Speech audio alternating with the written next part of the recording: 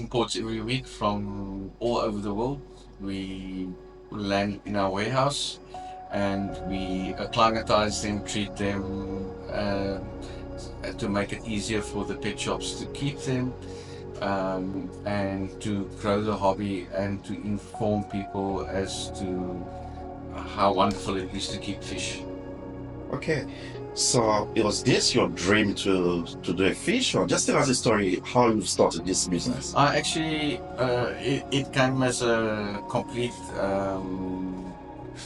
roundabout way. I was actually a policeman for 10 and a half years, but I always had a second job. And one day, some old lady gave me a small little fish tank with 4 goldfish in it. And my enthusiasm for fish keeping exploded. And from there, I got my first personal tank, which I got was a 3-foot tank. Okay. My first fish that I bought were 2 pearl gouramis.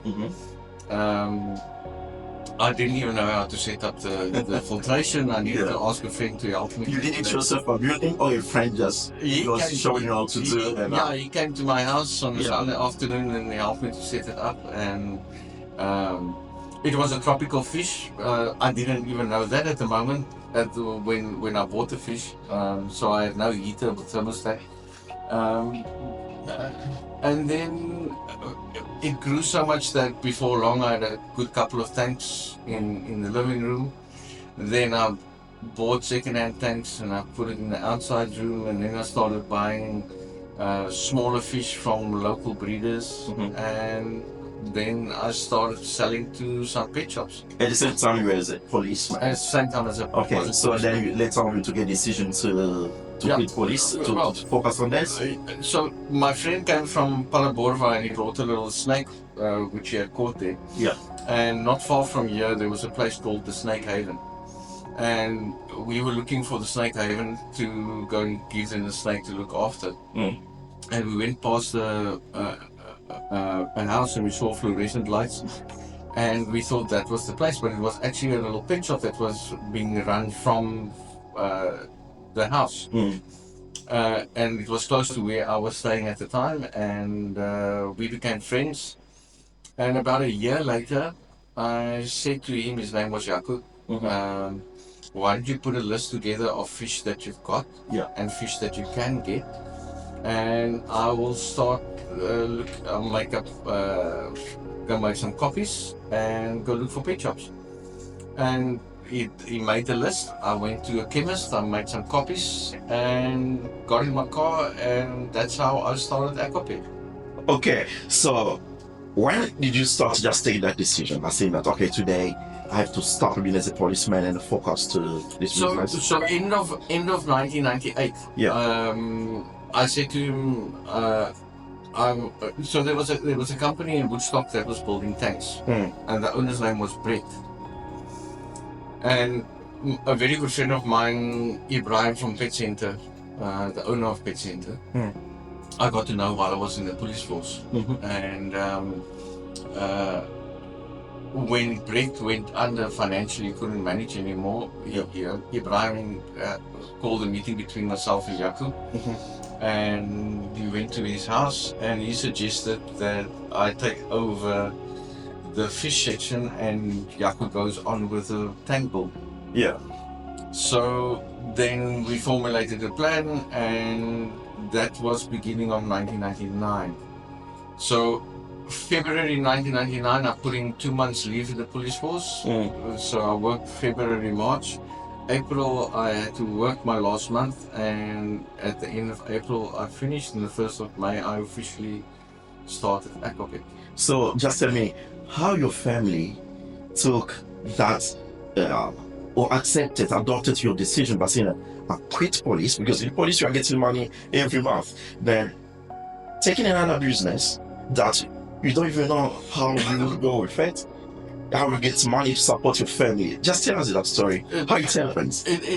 Your family and friends around criticize you. Apprehensive in the sense of it's risky. It's always risky. You've got to weigh up. You've got a fixed salary. You've got pension. You've got medical aid. You've got housing subsidy. I'm losing all of that, and I need All to the grow. benefits. Yeah, and I need to grow something from nothing. Although the foundation was laid for about a year or so while I was still in the police force, being a rep basically for the other party, because before it was Aquapet, it was called Rollies. Um, I knew I could do it, and I had faith in myself, and I had the passion, which I still do. And for any business to succeed, you need to understand the requirements.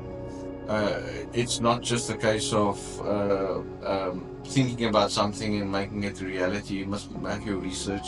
You must have information as to what the market requires, what is market-related prices. Um, in the beginning, when I started, it was difficult because there wasn't access to internet as it is today. We had dial-up connection. Price lists used to get faxed from overseas. Yeah. There wasn't YouTube channels where you could go and look at how fish keeping is done. And fish keeping is a science. You need to.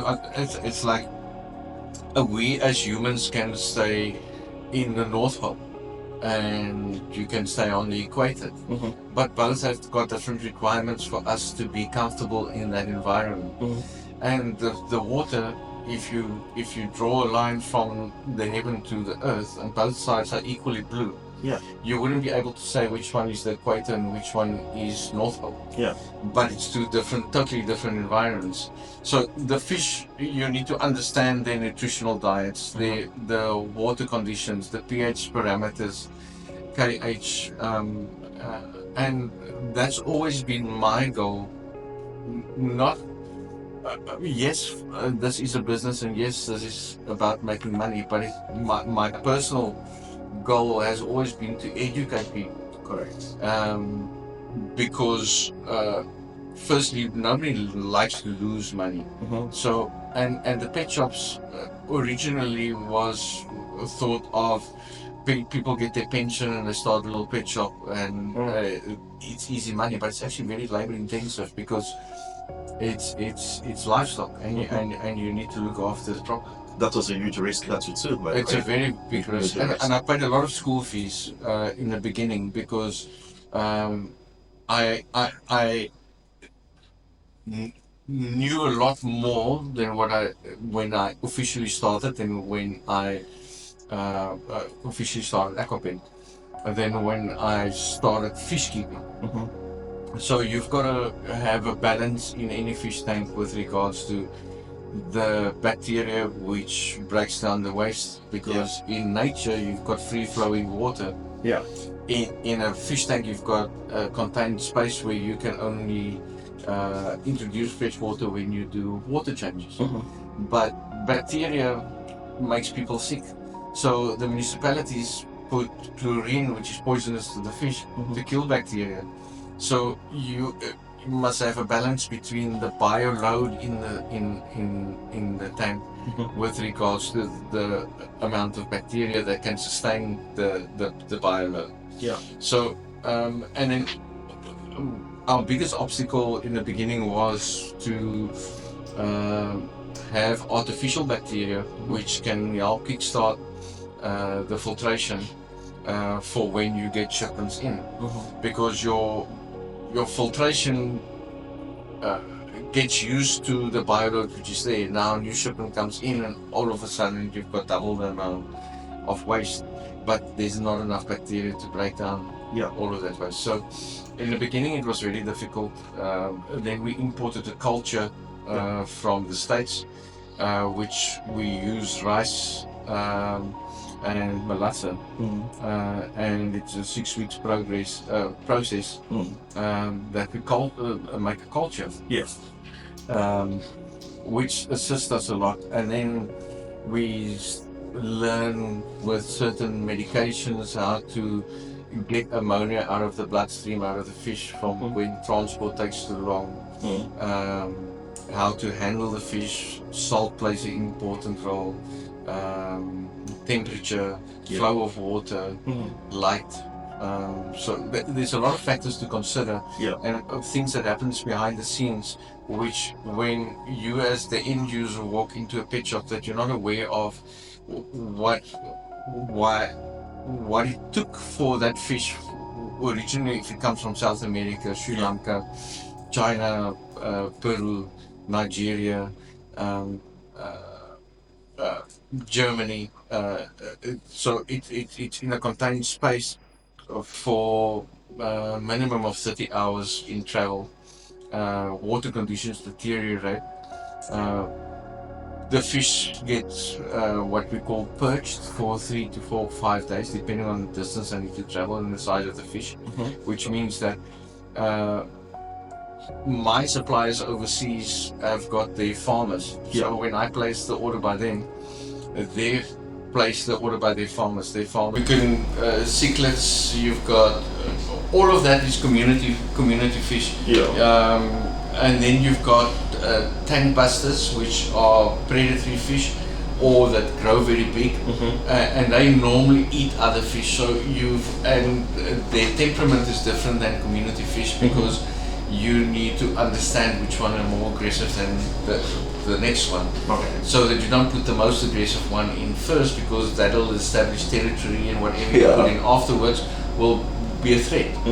And then you've also got to consider the fact how quickly some of the predatory fish grow in comparison to others. So you need to understand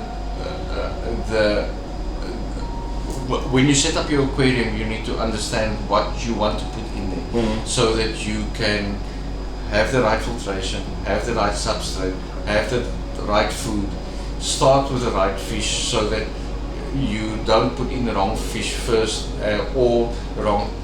They must be compatible first, and then take it from there. It's really important. So in terms of reproduction, to multiply fish or those things, you do that yourself? No. You're nursing, or you buy it from someone? No, I only buy and sell. So we don't breed fish. That's a long and very labor-intensive job. So we carry between 400 and 500 lines of fish over here to have a variety for the pet shops, because not one pet shop from the next has got a bit of a different market and needs different stuff. So we try to have a big variety to be able to satisfy everybody's requirements. When it comes to breeding of fish, you need a lot of space, a lot of labor. Fish grow at different rates. So, and the smaller fish will always become food for the bigger fish. So you need to sort them, you need to sex them, and the bigger you go, the more space you need. The more space you need, the more labor you need. And it's not you can't compete with the East when it comes to labor cost. Electricity is a really important, especially when you grow fish.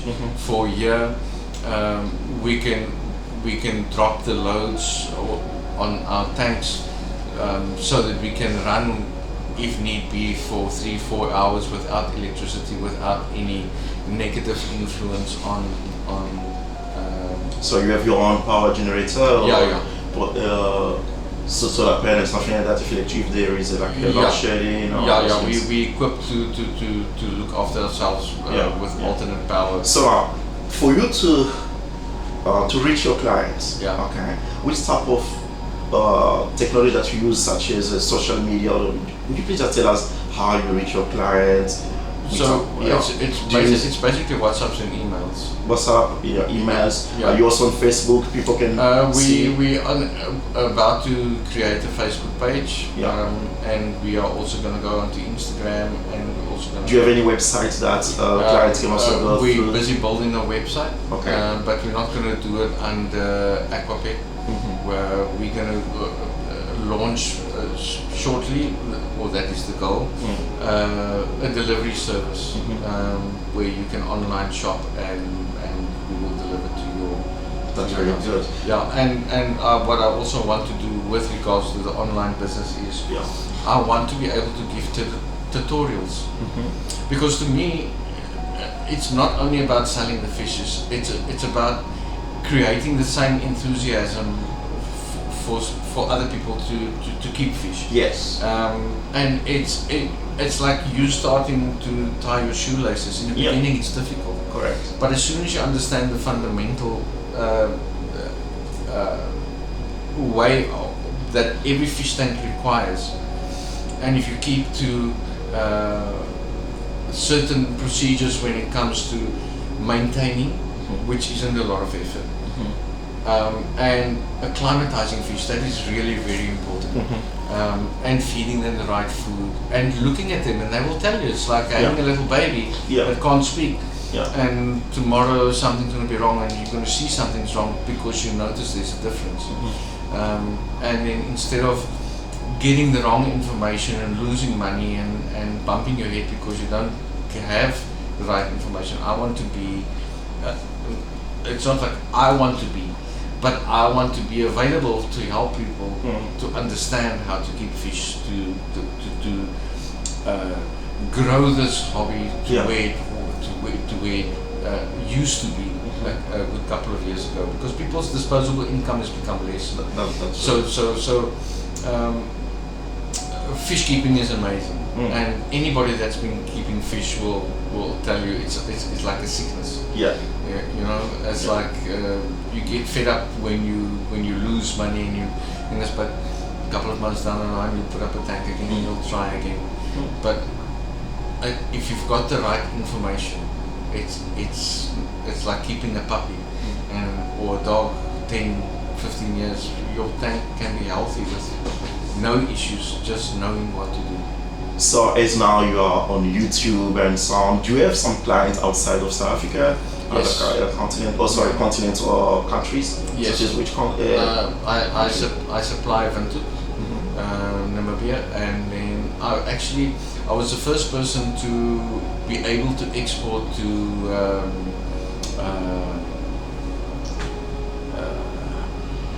Nigeria or in Africa.